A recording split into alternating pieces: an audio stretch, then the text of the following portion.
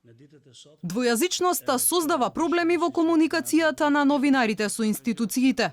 Директорот на Македонски железници Ирфан Асани на новинарите им порача да си го средат преводот од албански во редакциите каде работат.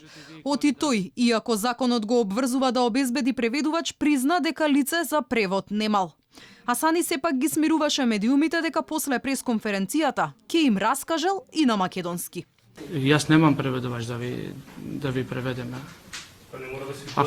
Ако сакате после можеме да седнеме и да ви на некој начин да ви раскажеме на македонски.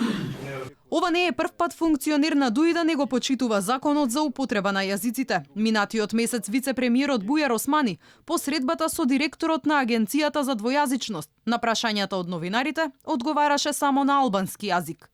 Новинарите македонци побараа да бидат поставени прашања и на македонски, но и директно го прашаа владиниот секретар Рашковски дали разбрал нешто од кажаното.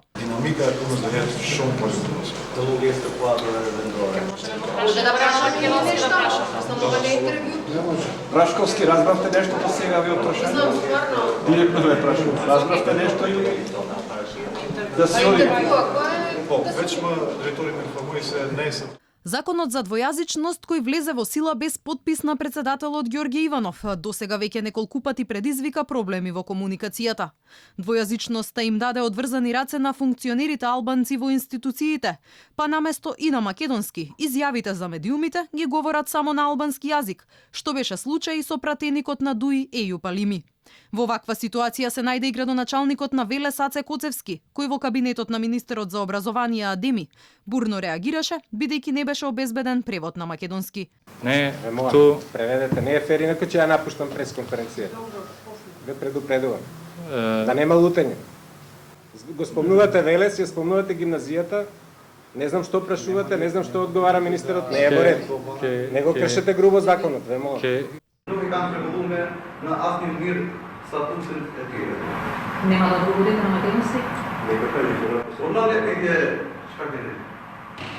На пресконференција со генералната секретарка на регионалниот совет за соработка Брегу, која попотекло е од Албанија, вице-премиерот Османи говореше само на албански, а оправдувањето беше дека задоцнил преведувачот. Мало недоразбирање, требаше малце подоцна да започнеме со пресконференцијата.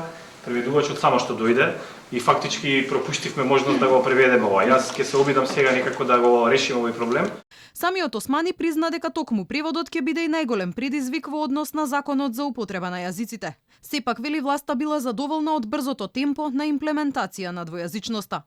Речиси на сите институции веќе се поставени и двојазични табли.